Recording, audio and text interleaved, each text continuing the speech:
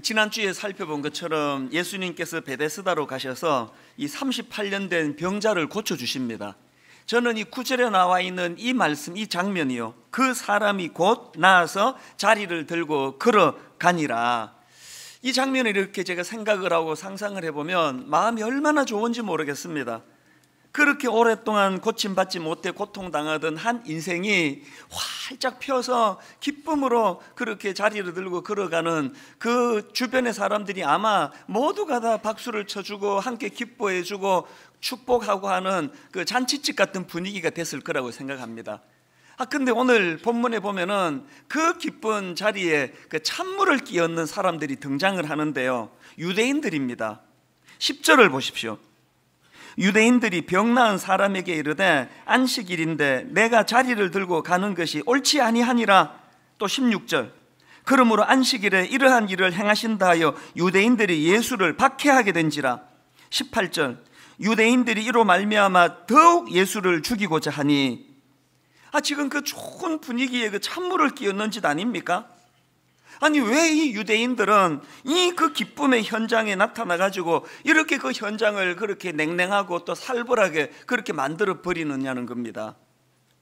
저는 이 본문에 나오는 이 유대인들의 모습을 보면서 참 많은 생각을 하게 되는데요, 여러분, 이 신앙생활이라는 것이 잘 사용하면은 예수님처럼 이 38년 된 그 병자, 절망에 빠져 있던 그 인생을 기쁨의 자리로 인도하는 너무너무 따뜻하고 아름다운 것이 될 수 있지만, 그런데 여러분, 이 신앙생활이라는 거 잘못 사용하면요, 오늘 본문에 나오는 유대인들처럼 이 괴물이 되기가 쉽다는 거예요. 이 유대인이 요즘으로 치면 이 초신자입니까? 성경에 능통한 사람 아닙니까? 혹시 이게 오늘 우리의 모습은 아닌지, 이런 질문을 가지고 오늘 본문을 좀 살펴보기를 원합니다. 제가 이런 관점에서 본문의 유대인을 분석을 해보니까 이 유대인들에게 그 병든 모습 몇 가지가 나타나는데 제일 두드러지는 게 종교적인 경직성입니다. 지금 이 유대인들이 이렇게 화를 내는 근거가 어디에 있냐니까 이 미시나라고 하는 구전 율법 때문이에요. 하나님께서 그 출애굽기에서 이스라엘 백성들에게 십계명을 주시지 않습니까? 그랬더니 그 백성들이 어떻게 하면은 이 십계명을 더 잘 지킬까 해가지고 이제 아주 구체적인 세부 규정을 만들었는데요, 그 세부 규정이 구전으로 전해 내려오는 것이 미시나예요. 그런데 이 구전 율법 미시나에 보면은 안식일에 할 수 없는 일이 39가지가 있다고 그렇게 전해 내려오는데, 그 중에 하나가 뭐냐 하니까 안식일에는 물건을 옮기지 말라는 규정이 있다는 거예요. 네가 그걸 어겼다는 겁니다. 또 그리고 또 미시나에 보면은 안식일에 치료하는 것은 허락되지 않았지만 그 죽음에 임박한 자들을 치료하는 것은 허락이 되었는데, 지금 이 38년 된 병자가 지금 죽을 병이냐? 이렇게 시비를 걸고 있는 거예요. 여러분, 그 자기들 조상들이 이 미시나를 만들 때에 이렇게 병든 사람 고쳐주는 것에 시비 걸라고 이걸 만들었겠냐고요. 이게 종교적인 경직성이에요. 그래서 그 본문을 딱 읽으면 벌써 이 사람들이 정상을 벗어난 아주 그 경직된 그런 그 모습을 하고 있다는 거 금방 그 눈치를 챌 수 있는데요, 여기에 반대편에서 계시는 분이 예수님이세요. 마가복음 2장 27절에서 예수님 이렇게 말씀하십니다. 안식일은 사람을 위하여 있는 것이요 사람이 안식일을 위하여 있는 것이 아니니 이러므로 인자는 안식일에도 주인이니라. 영적으로 깊은 내막을 모르시는 분이다 할지라도요, 벌써 이 분위기를 보면은 예수님은 그 경직성에 빠져 있는 유대인들과 좀 다르다는 게 느껴지지 않습니까? 예수님의 그 유연성이 좀 느껴지지 않습니까? 불행하게도 우리는 죄성을 가진 인간이라 가지고요, 내버려 두면 저절로 이 유대인, 이 경직하는 유대인 쪽으로 흘러가는 게 이게 참 가슴 아픈 우리의 현실입니다. 그런가 하면은 오늘 본문에 나오는 유대인들의 또 다른 병든 모습 하나가 눈에 확 들어오는데, 분노의 확산. 지난주 말씀드렸지만 베데스다가 그런 극심한 경쟁의 장이 되어버렸고, 1등주의, 이건 1등만 다 그 1등만 살고 나머지는 다 패자가 되는 그 구도에 있다 보니까 울분과 분노가 양산이 되는 거 아닙니까?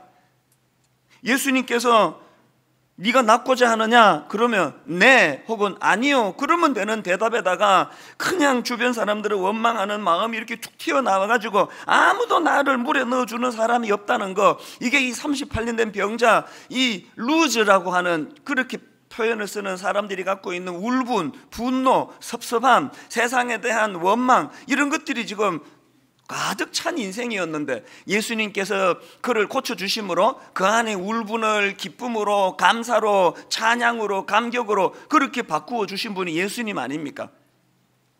그런데 오늘 본문에 보니까 이 사단이 하는 일이 이런 거예요. 그렇게 잠재워진 울분과 분노를 지금 유대인들에게 전이를 시켜가지고 또 다른 엉뚱한 사람들이 지금 분노하고 막 죽이려고 하고 이런 자리에 지금 빠져버리게 되는 거 아닙니까? 그래서 여러분, 이 영적 전쟁이라는 것을 뭐 여러 각도로 여러 차원에서 볼 수 있지만 그 중에 하나는요, 울분을 잠재우시려는 예수님과 그 잠재워진 울분에다가 계속 기름을 끼얹어서 확산시키려는 악한 사단과의 싸움, 이게 영적 전쟁이에요.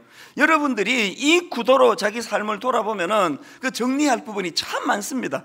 목사로서 제 싸움은 항상 이 싸움이에요.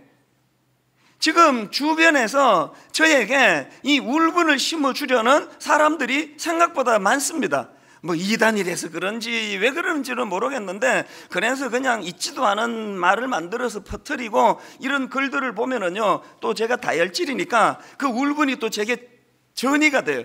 누군지는 모르지만 지금 누군가가 저에 대한 울분이 있으니까 저런 글을 쓰는 게 뻔한데 왜 쓰는지도 몰라요. 그러면 그 사람의 울분이 저에게 전이가 돼요. 그러면 저는 이제 큰일 나는 거예요. 그 울분을 상대방이 누군지 모르니까 이제 강단에 와서 이제 여러분한테 퍼붓고 집에 가서 이제 우리 애들한테 퍼붓는 거 아닙니까? 공이라는 이름으로. 그래서 저의 싸움은요, 누가 저를 그냥 말도 안 되는 것으로 모함하는 글을 퍼나를 때에 제가 이를 악물고 싸우는 게, 이 울분은 내 손에서 끊자, 여기서 끝내자, 막 이를 악물고 제가 노력을 하는 거예요. 하도 이를 악물어 가지고 이가 지금 다 나가가지고요, 지금도 자세히 보면 이쪽 편이 지금 부어 있습니다. 치료 중이에요.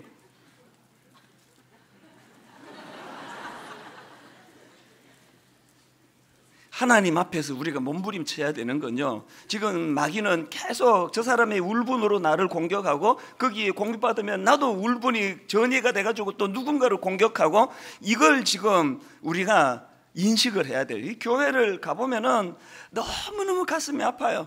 막 울분이 막 얼마나 많은지 몰라. 교회 안에 가끔씩, 뭐 가끔씩보다 더 자주 해요. 교회가 분쟁을 겪고 그래서 장로님이 찾아와서 울면서 하소연하고 목사님이 찾아와서 울면서 하소연하고 그러는데, 제가 가만히 들어보면은요, 서로가 지금 상처를 받았는데 말하는 상처 내용이 똑같아요. 뭘 의미합니까? 뒤에서 조종하는 세력이 있다는 거예요. 그래서 우리가 이 울분을 내 손에서 끊어야 돼요. 자꾸 끊어야 돼요. 시시비비를 가리는 것보다 더 중요한 것은 하나님이 울분의 고리를 내 손에서 차단하기 원합니다. 오늘 지금 유대인들은 지금 울분이 지금, 언젠가 어느 대학 교수님의 인터뷰 기사를 봤는데 그 제목이 너무 강렬해가지고 제가 메모를 해둔 적이 있습니다. 제목이 이렇습니다. 사랑 없는 정의는 살인 면허이다. 너무 강렬하지 않습니까? 사랑 없는 정의는 살인 면허이다. 내용을 보니까 도스토옙스키의 그 죄와 벌이라는 소설에서 그 컨셉을 따온 거더라고요. 그 교수님이 주장하는 게 뭐냐? 사랑 없는 정의는 끝없는 갈등과 투쟁을 불러오는 것이다. 이게 어느 목사님이 설교 시간에 하신 말씀이 아니고요, 그 학자이자 교수님이 하신 말씀이에요. 우리에게 이런 모습은 없습니까? 여러분, 우리가 하나님 말씀을 그렇게 깊이 연구하고 공부하려고 하는 것도, 또 큐티하려고 애쓰는 것도, 교리를 좀 더 알려고 노력하는 것도 결국은 그 하나님의 용서와 사랑의 자리로 들어가기 위한 거 아닙니까? 교리의 끝은 사랑과 용서예요. 교리의 끝은 이단과의 단절, 하나님의 말씀을 제대로 지식을 가지고 알고자 하는 그 노력과 더불어서 그 끝 끝에 서 계시는 예수 그리스도. 그래서 교리를 내가 많이 알아서 누군가를 자꾸 미워하게 된다면 그건 썩 바람직한 방향은 아니라고 생각합니다. 그러니까 이 교수님의 그 머리께서 제목이 머리에 남는 거예요. 사랑 없는 정의는 살인면허이다. 그런가 하면 오늘 본문의 유대인들에게서 발견되는 병든 모습이 하나 더 있는데요, 이 모순된 생각이에요. 저는 이 본문을 묵상하다가 2014년도에 있었던 땅콩 회항 사건이 불쑥 떠올려졌는데요, 근데 내용을 다 아시죠? 지난 2014년도에 그 뉴욕에서 출발하는 인천행 비행기 안에서 그 1등석에 그 항공기 여 부사장이 탑승을 한 거예요. 이 여 부사장이 가만히 보니까 1등석에서 이제 그 룰이 있나 봐요. 그 뭐 어떤 규정이 있는지 룰에 이제 손님에게 그 간식을 제공할 때 이 견과류를 접시에 담아 가지고 그렇게 제공해야 되는데, 자기가 보니까 승무원이 접시에 담지 않고 이 봉지채 내놓더라는 거예요. 이 부사장이 그 승객들을 얼마나 사랑했던지 너무너무 그게 화가 나가지고 사무장을 불렀습니다. 그리고 막 어느 정도 크게 호통을 쳤는지 3등석에 있는 사람들까지 다 들릴 정도로 그렇게 심하게 야단을 치고 무릎을 꿇리고 내리라 그러고 그렇게 했다는 거예요. 그런데 제가 그 기사를 보면서 참 이게 좀 모순이다 싶은 게 뭐냐 하면은 눈 감고 그냥 다음부터 그냥 조심해라 그래도 될 거를 저렇게까지 짚고 넘어갈 정도로 승객을 사랑하시는 분이 그 일 때문에 지금 자기가 화내는 것 때문에 비행기가 예정보다 46분이나 늦게 이륙해가지고 그 모든 지금 탑승객들이 다 지금 46분을 지체하게 됐는데 왜 그것은 모르느냐는 거예요. 이건 모순 아닙니까? 우리 같은 사람들은요, 접시에 담아주거나 봉지에 주거나 주기만 하면은 우리는 화 안 나요. 그 안 주면 화가 나지만 그 상대방이 한 그 작은 실수에 대해서는 승객을 그런 식으로 불편하게 대하면 안 된다고 막 오버하면서 화를 내면서 그 행위가 자기의 그 행위가 46분이나 모든 승객들이 다 지금 이륙을 못하게 만들고 있다는 것은 잘 생각하지 못하는 모순. 이게 오늘 본문의 유대인들의 모습 아닙니까? 제가 왜 오늘 본문을 묵상하다가 땅콩 회항 사건이 떠올랐느냐 하면은요, 지금 본문에서 보여주는 유대인들의 모습이 딱 이거예요. 안식일에 지금 자기 자리 들고 가는 그 정도, 이거 하나도 용납을 못 해가지고 그냥 그렇게 화를 내면서요, 그 유대인들이 18절을 한번 보십시오. 유대인들이 이로 말미암아 더욱 예수를 죽이고자 하니, 여기 나오는 더욱이 뭘 의미합니까?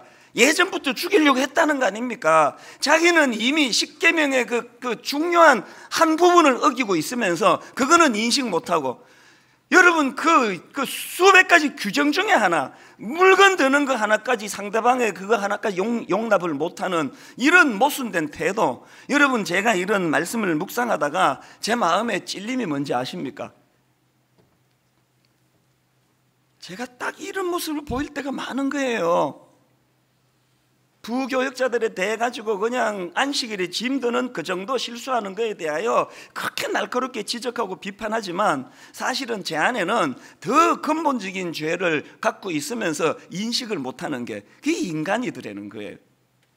여기 나와 있는 이 유대인들이 이게 오늘 저의 모습이고 여러분의 모습이라는 인식을 하는 것부터가 은혜가 시작되는 지점이라고 저는 생각합니다. 그런가 하면 한 가지 더, 이렇게 유대인들이 종교적인 경직성, 분노의 확산, 또 모순된 생각, 이런 것들에 사로잡혀 있었는데 이것들을 다 버무려 가지고 만든 작품이 하나 있는데요, 이런 것들이 유대인들로 하여금 소모적인 인생이 되게 했다는 거예요. 소모적인 인생. 오늘 본문의 유대인의 모습을 보십시오. 이거 소모적 아닙니까? 지금 38년 된 병자를 살려주시는 예수님의 모습이 생산적인 모습이라면 거기에 지금 딴지 걸고 시비 거는 거, 이거 소모적 아닙니까? 도대체 지금 오늘 우리들의 신앙의 행태가, 우리들의 신앙의 모습이 주님 닮은 생산적인 일을 하고 있습니까? 유대인들처럼 소모적인 일을 하고 있습니까? 이런 소모적인 인생 유대인들에게 예수님은 17절에서 이런 말씀을 주십니다. 예수께서 그들에게 이르시되 내 아버지께서 이제까지 일하시니 나도 일한다 하시매. 그래서 저는 오늘 이 본문 말씀을 보면서 정말 저는 분당 우리 교회가 또 여러분들이 예수 그리스도가 여러분 안에 계시고 복음 대신 예수 그리스도가 여러분에게 영향력을 행사하시는 인생이 되기를 원합니다. 그렇다면 정말 주님이 내 안에 계시다면 내 안에 계시는 주님께서 우리에게 원하시는 게 뭔가 본문을 중심으로 두 가지를 정리해 봤는데요. 첫째로요, 여러분, 예수님은 우리가 이 소모적인 인생이 아니라 생산적인 인간이 되기를 원하신다는 것입니다. 그 프로야구를 좋아하시는 분들은 다 아시겠지만 그 박병호 선수라고 이 홈런 타자가 있습니다. 원래 이 선수가 미국 메이저리그로 지금 진출을 해서 활동을 하고 있는데요. 제가 최근에 그 어느 기자가 쓴 그 박병호 선수와 관련된 칼럼을 읽고 참 많은 생각을 했습니다. 그 칼럼 제목이 이렇습니다. 막말 누리꾼 국거박 콤마하고 박병호의 땀을 아는가? 아마 이 야구를 모르시는 분은 이 뭔 소리인지 모르실 거예요. 여기 나와 있는 그 막말 누리꾼 국거박이라는 게 뭐냐면 이 국거박이라는 것은 국민 거품 박병호의 약자예요. 이 박병호 선수의 안티가 있는 거예요.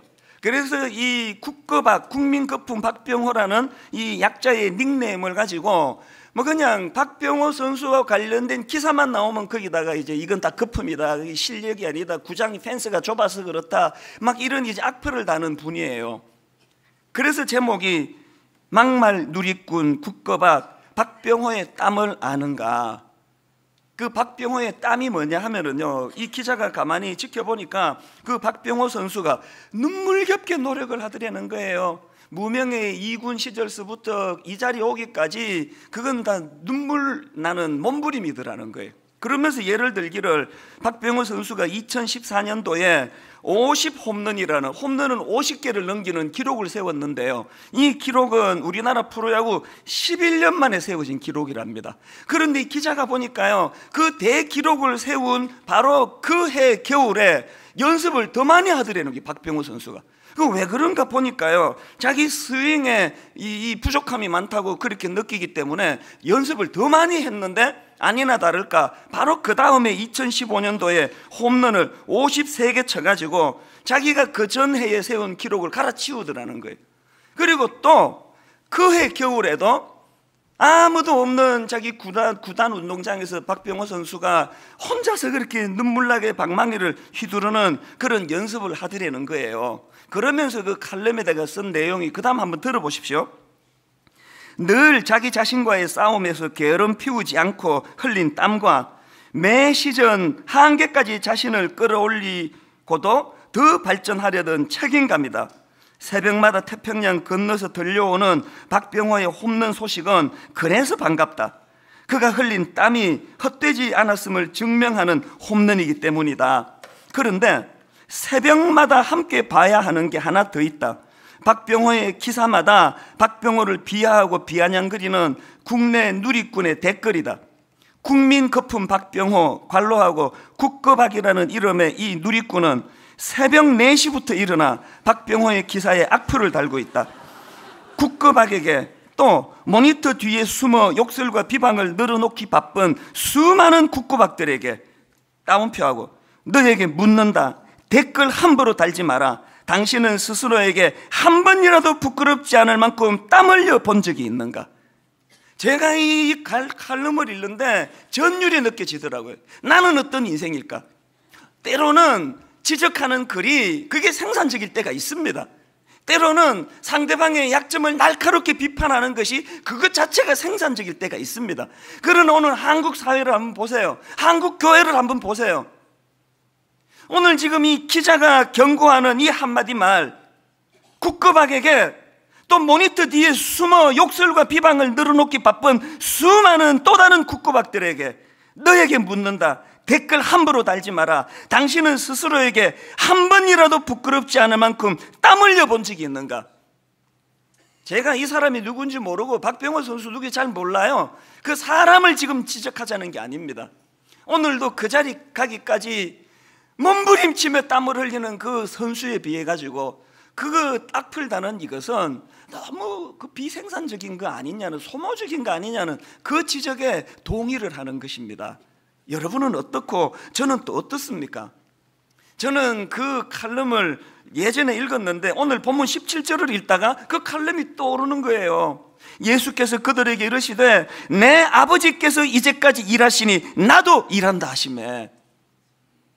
여러분 다 아시지만 사도행전이 어떻게 말씀을 시작합니까? 사도행전 1장 1절 데오빌로여 내가 먼저 쓴 글에는 무릇 예수께서 행하시며 가르치시기를 시작하신부터.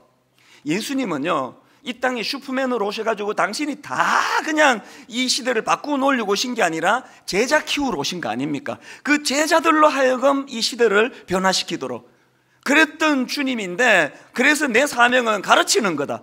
주님의 모습은 그게 아니에요. 가르치기 이전에 행하시며 가르치기를 시작하신부터. 그래서 여러분 사도행전은 한자어로 어떻게 설명합니까? 사도행전 아닙니까? 행할 행자 아닙니까?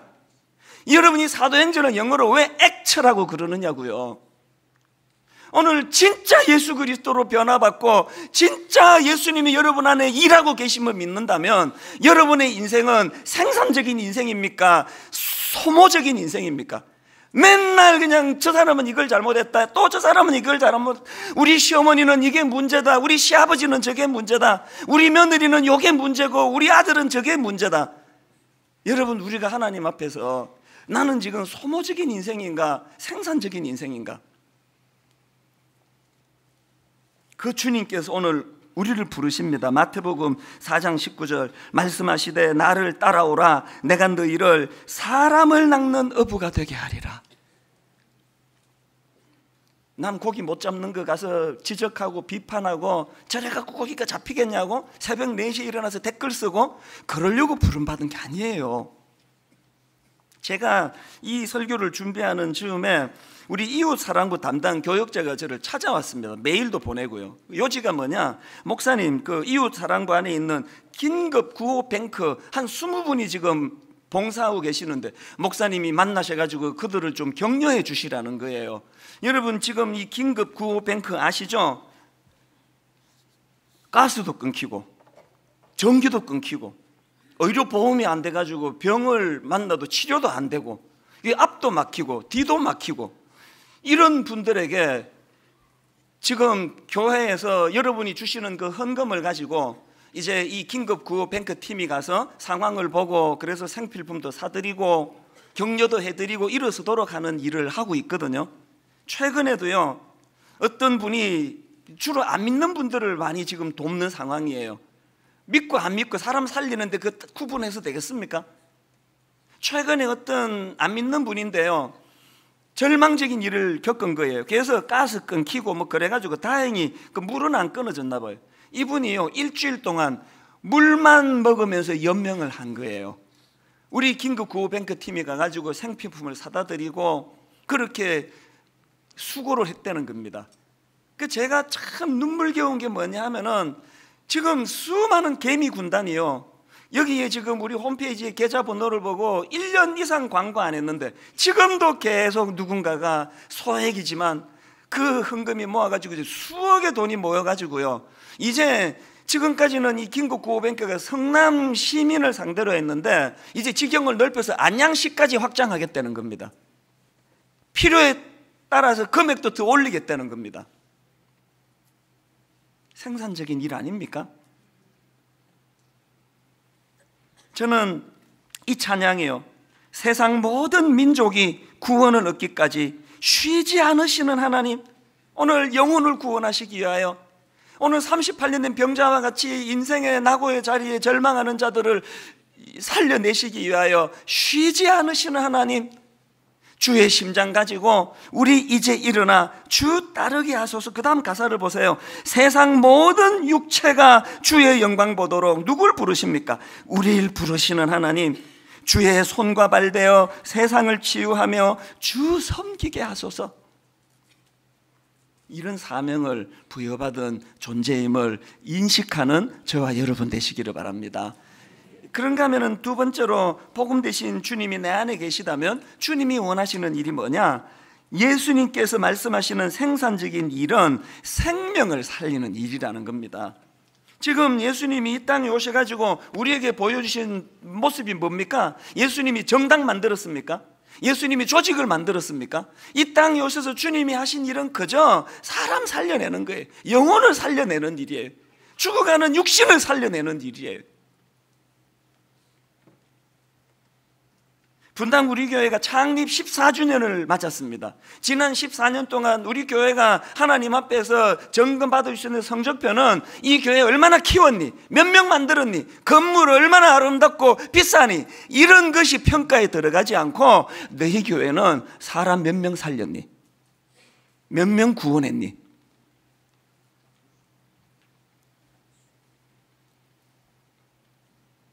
저는 마가복음 2장 27절 또 이르시되 안식일이 사람을 위하여 있는 것이요 사람이 안식일을 위하여 있는 것이 아니니 이렇게 한 영혼 한 생명에 마음을 쏟고 계시는 우리 주님께서 보시기에 니들도 좀 닮았다 그 점은 이렇게 평가하실 수 있으면 얼마나 좋을까.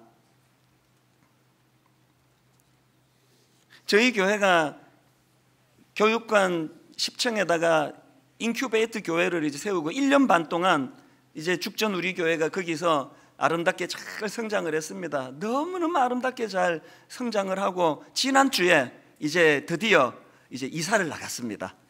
너무 감사하고 기쁜 일 아닙니까? 아기는 10달 만에 세상에 나오는데 교회는 한 1년 반 걸렸습니다. 이제 1년 반 만에 세상으로 나와서 제대로 된 아름다운 교회 하나가 세워진다 생각하면 주님이 이거 기뻐하지 않을까요? 내년에 또 다른 인큐베이트 교회, 또 다른 분립개척 교회, 그리고 우리 부교역자들만으로서가 아니라 주변에 연약한 교회들을 세우고 연약한 교회에 가서 예배를 드리고 분당 우리 교회는 헌금 많이 들어오니까 약한 교회에 가서 좀 헌금도 좀 하시고 이런 것들이 주님의 정신 아닐까요? 저는 14주년 된 오늘 중요한 주님의 일 하나를 나누려고 하는데요. 가평 우리 마을이에요. 저는 이 창립 14주년 준비를 하면서 가평 우리 마을을 여러 번 마음으로 묵상하고 생각하는데 스타트, 첫 출발을 주신 그 두 어른이요. 우리 권사님, 장로님, 연세 많으신 이 두 어른이 땅 문서를 가지고 찾아왔던 그날이 떠오르는 거예요. 땅 문서를 갖고 왔어요. 집 문서를 가지고. 목사님, 그 사업을 하시던 분인데 우리가 사업할 때 장애인들에게 일자리도 좀 주고 복음도 전하고 그러고 싶었는데 사업 형편이 그리고 그 당시 사회 구조가 이 장애인이 공장에서 일하는 게 어려워서 마음만 먹었는데 그걸 못해서 늘 마음이 아프다고. 이 어른이 왜 마음이 아파야 됩니까? 그리스도가 주시는 거룩한 부담감 아닙니까? 그래가지고 이 땅 문서, 집 문서를 드릴 테니 교회가 이것 가지고 일 좀 해주세요. 제가 이거를요 받을 자격이 없다 싶어서 권사님 이거 우리한테 기증하지 마시고 권사님이 복지재단 하시면 오히려 우리가 도와드리겠습니다. 옥신각신 하다가 권사님이 마음이 급해가지고 어느 날 이걸 다 처분하고 세금 떼고 41억 원을 현금으로 그냥 통장에 넣어가지고 통장 도장을 주고 그냥 갚아버리신 거 아닙니까? 그래서 제가 설교 시간에 그 사례를 말씀드렸더니 그 설교를 듣자마자 어떤 분이 사무실로 전화를 했습니다. 이찬수 목사님 좀 만나게 해달라고. 급하게 만났더니 하시는 말씀이 자기가 그 설교를 듣고 분당 가평에 땅이 한 2만 평 있는데 이걸 자식한테 물려주면 자식 망가뜨린다고 생각합니다. 그래서 이건 우리 땅 아니라고 생각하고 땅 주인 찾아주려고 그동안 애썼는데 주인을 못 찾았는데 지난번 설교를 듣고 땅 주인 찾았습니다. 분당 우리 교회가 갖고 가세요. 그래가지고 땅 2만 평을 받았습니다. 이 귀한 헌물, 헌금을 어떻게 써야 되느냐 고민하다가 가평 우리 마을이 만들어진 거예요. 전문가들을 만나서 상의하고 대화하고 이렇게 하다가 좋은 꿈을 우리에게 주셨는데요. 저는 가평 우리 마을에 대한 3단계 꿈을 갖고 있습니다. 첫 번째 단계가 발달장애인 고용 창출이에요. 뭐 불쌍하다 이런 얘기 하지 마세요. 그 불쌍한 거 아닙니다. 단지 우리가 조금 수고하면 이 발달장애 가진 사람들이 취직하고 수고해서 땀을 흘려 거기서 지금 제빵 제과 또 거기에 카페 운영 그 외에 뭐 여러 가지를 구상하고 있습니다. 그래서 그들 손에 매달 손에 수고한 땀의 결정체 월급을 쥐어주는 게 첫 번째 꿈이에요. 지금 빠르면은 내년 이맘때쯤에 이제 가동이 될 거예요. 이게 1단계 꿈은 이미 실현이 되고 있습니다. 그런가 하면은 저의 2단계 꿈이 뭐냐? 2단계는요, 우리 같은 비장애인들, 몸은 멀쩡한데 마음을 다치고 우울하고 낙심하고 그런 분들에게 이 발달장애인들이 갖고 있는 정직함을 여러분 아십니까? 잔머리 안 굴려요. 이거 해라 그러면 이거 하고 저거 해라 그러면 저거 하고. 우리 같은 비장애인들이 머리 너무 많이 쓰다가 이렇게 된 거 아닙니까? 그래서 저 가평 우리 마을에서 마음이 상한 분들에게 어떨 때는 1박 코스로 어떨 때는 2박 3일 코스로 거기 와서 생각하고 묵상하고 이 장애인들과 더불어 함께 노동도 하고 그러면서 비장애인들 마음을 치료해 주고자 하는 게 2단계 꿈이에요. 그런가 하면은 3단계 꿈은요, 저는요 우리 시대 젊은이들이 너무 불쌍해요. 최근에도 모 방송국에서 그 스페셜로 뭘 보여줬는데 잠이 안 오더라고요.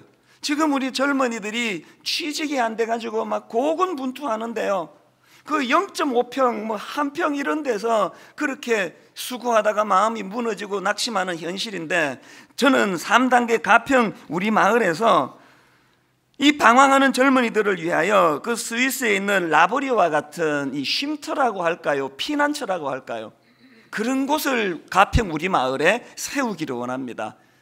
제가 마음이 아픈 게요, 프랑스에 있는 떼제 공동체나 스위스에 있는 라보리 같은 데 가보면은 배낭 메고 온 한국 청년들이 막 한국말 하면서 막 덕실덕실거린다는 거예요. 그럼 뭐하러 10시간 넘게 비행기 타 그 비싼 돈 들여서 그까지 가느냐고요. 한국에는 그런 데가 없기 때문 아닙니까? 가평 우리 마을에 그런 곳 세우기를 원합니다. 프랑스까지 안 가도, 독일까지 안 가도 마음이 지치고 상해 있는 젊은이들이 거기 와서 한 이틀 3일 먹고 자고 쉬고 또 기독교 세계관을 가르치고 강의하고 용기를 얻게 해주는 공간, 이게 3단계의 꿈이에요. 그러나 여러분, 저는요, 여러분 저 아실 거예요. 이 3단계를 이루어내기 위해 이제 막 오늘부터 여러분 쥐어짜고 몰아붙이고 막 헌금 강요하고 절대 그럴 거 아닙니다. 종은 주인이 시키는 데까지만 하면 돼요. 저는 3단계 꿈을 꿨지만 주님은 1단계로 끝내라, 그 끝내는 거예요. 이미 1단계는 지금 땅하고 헌금으로 여러분 한 푼도 헌금 안 해도 될 만큼 지금 마련이 됐으니까. 그러나 저는 확신합니다. 분당 우리 교회가 같이 꿈을 꾸고 같이 주님이 일하기를 원하시는 그 일에 동참한다면 예산이 없어가지고 3단계 꿈 못 이룬다고 저는 생각하지 않습니다. 2만 평 땅에 정말 하나님 앞에 생태 자연을 꾸미고 그 마음이 우울한 사람들이 그 숲길을 거니면서 주님의 십자가를 묵상하고 그 정점에 기도실을 만들어 놓고 함께같이 기도하고 이런 아름다운 꿈을 하나님께서 이루어 주시리라고 저는 믿습니다. 저는 이 가평 우리 마을을 떠올릴 때마다 문득문득 떠오르는 분이 한 분 계시는데요, 지금은 이분이 돌아가셨어요.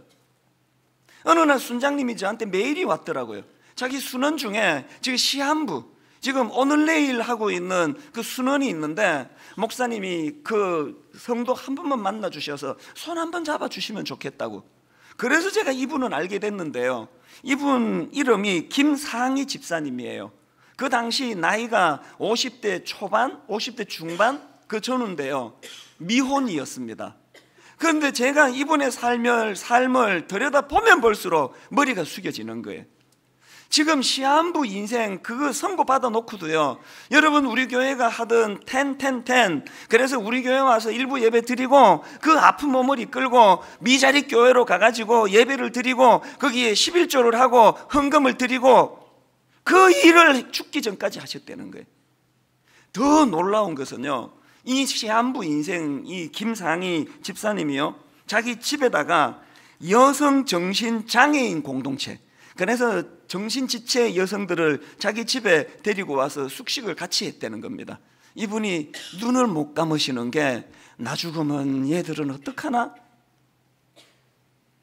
이분이요, 돌아가시면서 돌아가시기 직전에 분당 우리 교회에 자기 전 재산 6억 원을 헌금을 했습니다. 목사님, 이런 연약한 이웃을 위해 이 돈을 써주세요. 공증까지 해가지고 넘겨줬어요.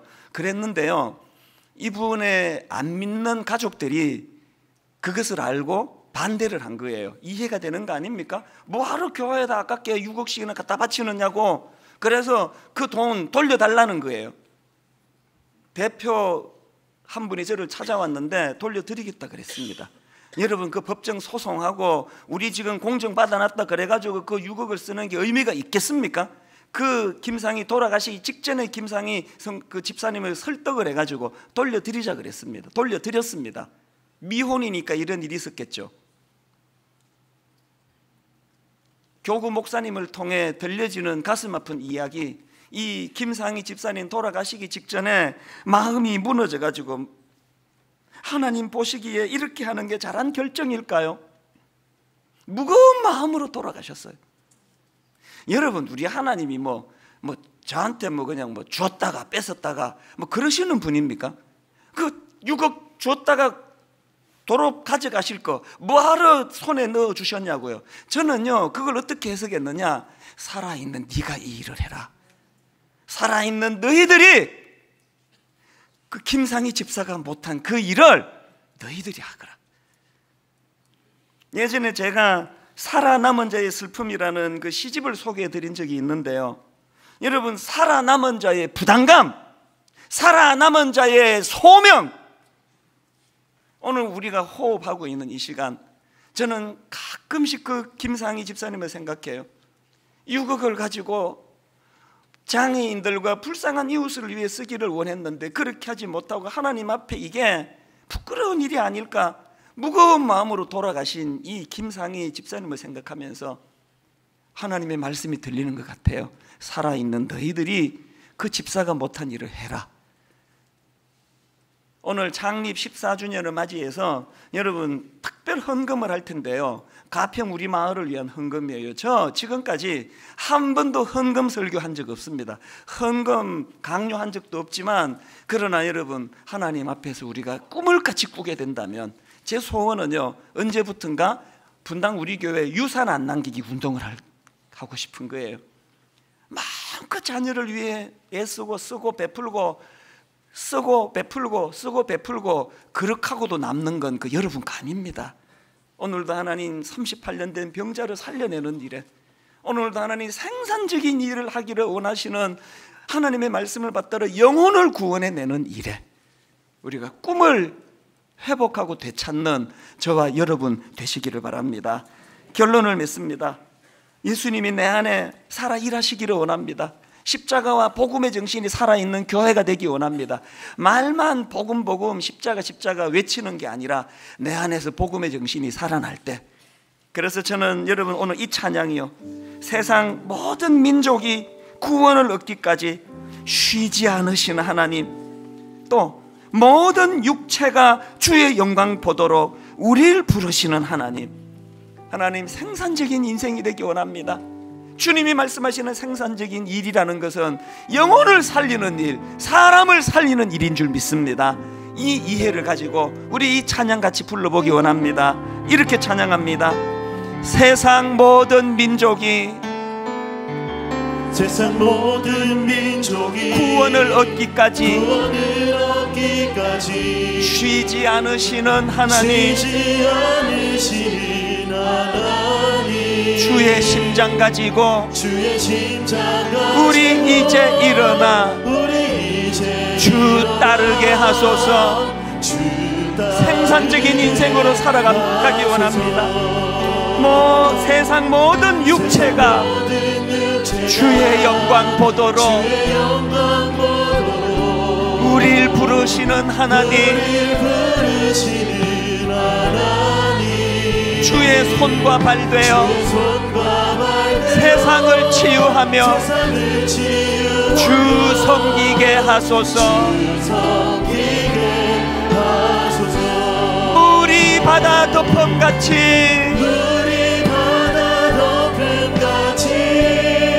여호와의 영광을 인정하는 것이 온 세상 가득하리라. 물이 바다 덮음같이 물이 바다 덮음같이 물이 바다 덮음같이 보리라 그날에 주의 영광 가득한 세상 우리는 듣게 되리. 여러분이 소리 듣기 원하십니까? 온 세상 가득한 승리의 함성 우리 바다 덮음같이 여호와의 영광을 인정하는 것이 온 세상 가득하리라. 우리 바다 덮음같이 우리 바다 덮음같이 우리 바다 덮음같이 보리라 그날에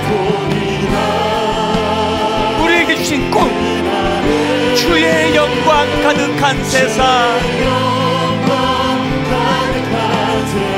우리는 듣게 되리. 여러분 무슨 소리 듣기 원하십니까? 온 세상 가득한 승리의 함성 아멘. 우리 바다 덮음같이 여호와의 영광을 인정하는 것이 온 세상 가득하리라. 우리 바다 덮음같이 우리 바다 덮음같이 우리 바다 덮음같이 오늘 말씀을 기억하면서 하나님 분당 우리 교회는 우리 인생은 소모적인 인생이 아니라 생산적인 인생이 되기 원합니다. 그리고 주님이 말씀하시는 생산적인 일이란 것은 생명을 살리는 일이라고 한다면 나는 하나님 주변에 상한 사람을 고치는 일을 하기 원합니다. 낙심한 자들을 살려내는 일을 하기 원합니다. 영혼을 구원하는 일을 하기 원합니다. 말씀을 생각하시면서 우리 통성으로 같이 기도하시겠습니다. 살아계신 하나님 아버지, 오늘도 말씀 앞에 부끄러움을 고백합니다. 하나님 아버지, 목사가 되었는데 아버지 앞에 소모적인 인생이 되고 있지는 않은지, 날마다 울분과 분노가 해결되지 않아서 누군가를 정죄하고 비난하는 일에 몰두하고 있지는 않은지 하나님 우리 자신을 돌아보기를 원합니다. 사람을 살려내는 일을 하기 원합니다. 용서하는 일, 용납하는 일, 죽은 사람을 치유하며 살려내는 일, 영혼을 구원하는 일, 복음을 증거하는 일, 아버지 하나님 기뻐하시는 생명을 살리는 일을 하는 저희들 되기를 원합니다. 하나님, 오늘 하나님 아버지 앞에 주님의 영광을 바라보며 나아가기를 원합니다. 눈을 들어 주님 바라보기 원합니다. 주님의 영광을 보기를 원합니다. 이 은혜를 우리에게 허락하여 주시기를 원합니다. 하나님, 은혜를 베풀어 주시기를 원합니다. 하나님 아버지, 계속 기도하실 분 계속 기도하시고 하나님의 영광을 이렇게 노래합니다. 내 눈 주의 영광을 보내, 주의 영광이 보내, 우리 가운데 계신 주님, 그 빛난 영광 온 하늘 덮고 그 찬송 온 땅 가득해, 내 눈 주의 영광을 보내, 우리가 드리는 찬송 가운데 서신 주님,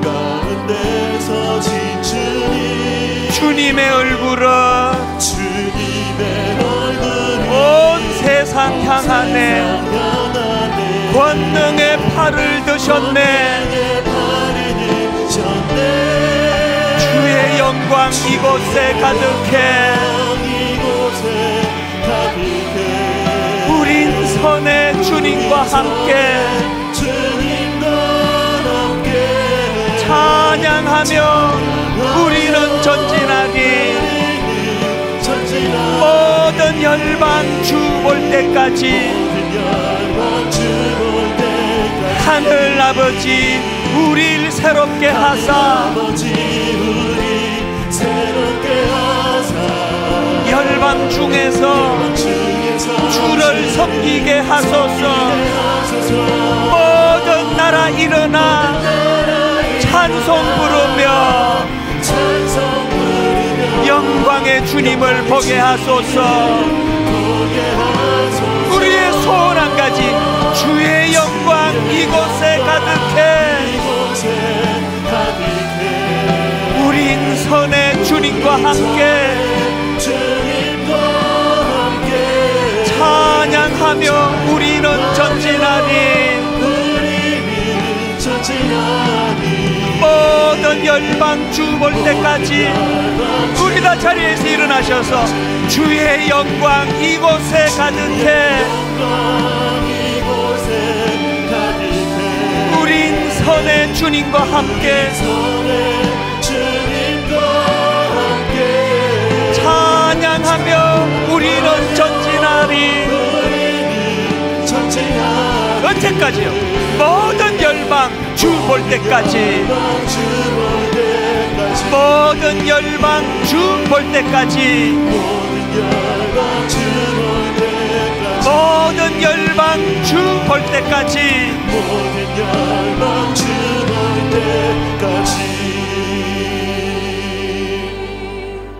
같이 기도하시겠습니다. 예수께서 그들에게 이르시되 내 아버지께서 이제까지 일하시니 나도 일한다 하시매. 하나님의 이 말씀이 내 심령에 능력이 되어서 생산적인 일, 사람을 살려내는 일, 이 아름다운 일을 행하는 저희들이 되게 하여 주시옵소서.